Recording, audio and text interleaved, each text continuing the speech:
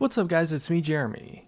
So it's been a little bit of a while since we've made a video on this channel. Kind of wanted to just explain why that was. I've been just dealing with a ton of other stuff on some of our other channels, a lot of stuff and kind of issues and problems with YouTube and a whole bunch of random stuff, but hopefully we're gonna, get back into making videos on this channel again soon and get back into the swing of things. Today, I wanted to take a look at one of, if not perhaps the most infamous champion release of all time. And we did this kind of thing similar with a video about Alistar previously, and I think it turned out as a pretty fun video, so I'd like to take a look at some other champions. And today we're going all the way back to July 13th of 2010, a release so truly frightening that until this day, anyone who experienced it at the time is definitely still having nightmares about it, and it's of course none other than Xin Zhao himself. Now, for those of you who didn't play League of Legends at the time, release Xin Zhao is quite possibly the most overpowered champion to ever exist in League of Legends, and realistically, he was probably the most OP champion in terms of raw stats and base values on his release, especially like base damage. Release Xin Zhao resulted in one of the first ever hotfixes in League of Legends that took place about a week after his release, where he was quickly nerfed. However, that 1 week of gameplay is what I want to focus on today. That single week alone was perhaps one of the most terrifying things that the League of Legends community may have ever seen, ever. As a result, to this day, players remember release Xin Zhao to be something straight out of a nightmare. So with that being said, let's jump right into exactly what made release Xin Zhao so crazy and why he's remembered. And if you enjoyed the video, definitely leave a like on it and subscribe for more videos like this one, and let's dive right into it.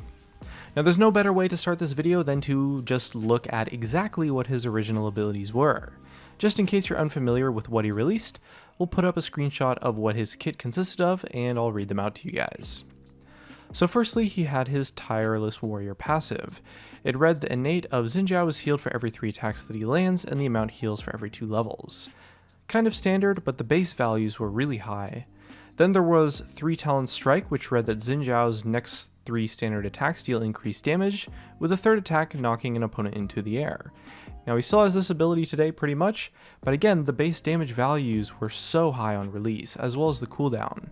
Following this, there's the Battle Cry, which read: Xin Zhao passively increases his attack speed and can activate this ability to further increase attack speed and lower his ability cooldowns with each attack. Notably, this ability cooldown allowed him to reset attacks so efficiently and extremely effectively. Then came his Audacious Charge, which read that Xin Zhao charges an enemy, dealing damage and slowing it and all other enemies in the area.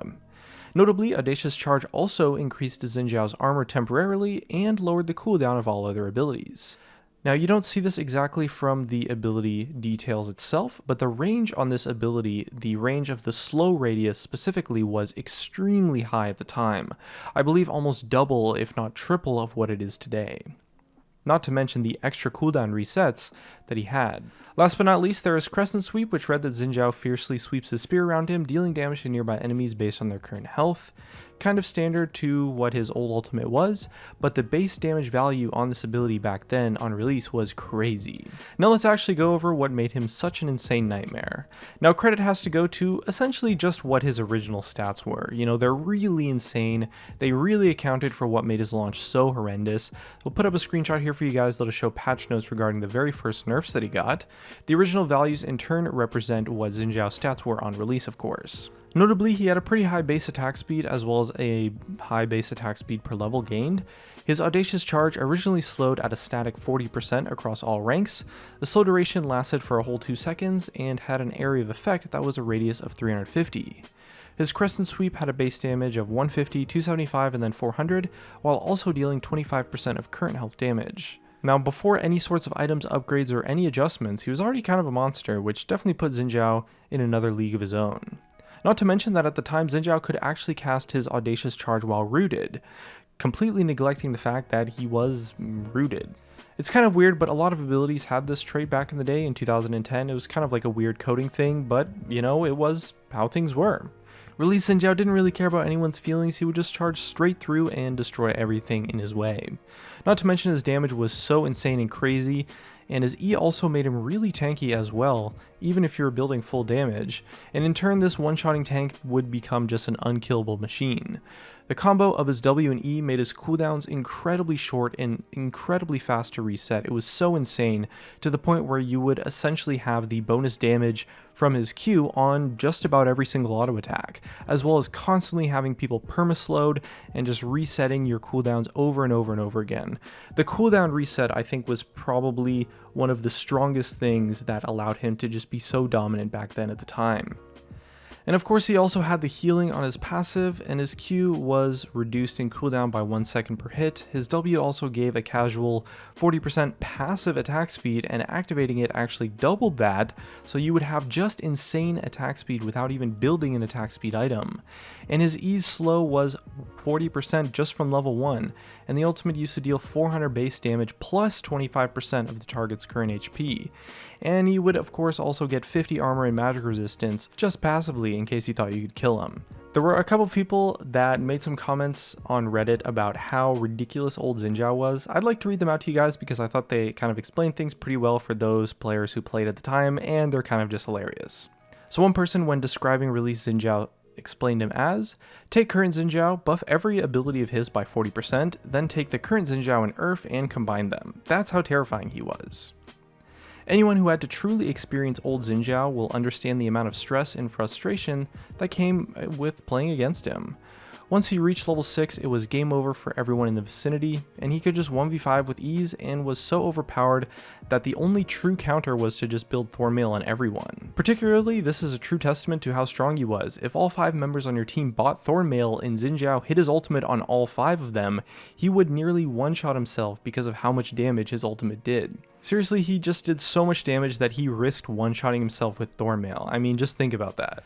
The only chance anyone might have had against Xin Zhao back then was original Jax, back when he could just stack dodge and become almost invincible, but even then he'd have to be super lucky with the dodges.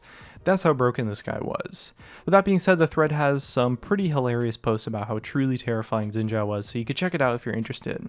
Now, one thing I think is particularly interesting for a second is the concept of what would happen if release Xin Zhao was actually added into the game today. How broken would he actually be? Because there's been a lot of power creep since 2010 on just a whole scale from League of Legends, and especially a lot of the new champions these days. They have so much complexity and in-depth mechanics and all sorts of things that have resulted in a lot of the older champions just becoming super outdated. And I think if you put a lot of champions from today into the game in 2010 or 2009, they probably would be pretty overpowered. Or at least if you put them in the game around like the 2011 era, once all the beta champions had gotten nerfed.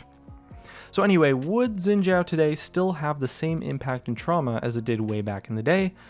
Of course the answer is obviously yes. You know, he'd be just as broken, maybe a little bit less, but with all the new and really strong items, he'd probably maybe even be stronger in general. I guess it's true that more people have escapes and ways to kite people and move away from the enemy, so you might have more counterplay, but regardless of the fact, it would kind of just delay the inevitable. There's also a lot of items in the game, especially that would benefit him a lot more than back then. You would kind of just build the standard attack damage builds and stuff like that. There wasn't really any complex items back in the game at the time. Now, I'm not a professional League of Legends analyst, of course, or something like that, so maybe let me know your opinions in the comments below, and of course take my opinion with a grain of salt. With that said, modern League of Legends has a lot more items that allow a champion to build Bruiser in a much more effective way to scale with damage and defense. Compared to old League, you kind of had the choice to either go full tank or full AD, or you would have to build, you know, a damage item and then a tank item to essentially get that sort of Bruiser hybrid build. Which means that if 2010 release Xin Zhao was let loose in the game today, he might actually just be completely unkillable because the itemization options for him are just way stronger. I mean, even the new Phantom Dancer is like an insane dueling item, and, you know, Steric's Gauge, Guardian Angel, that gives attack damage, you know, all sorts of crazy stuff. You know, I don't really know. I think it would definitely be absolutely insane, but that's enough in my opinion. What about yours? So let us know what you think about release Xin Zhao in the comments below, and that's just about going to sum up our video for today. If you enjoyed the video, leave a like, and remember to subscribe for more videos like this one in the future. As always, thanks for watching, and I'll see you guys next time.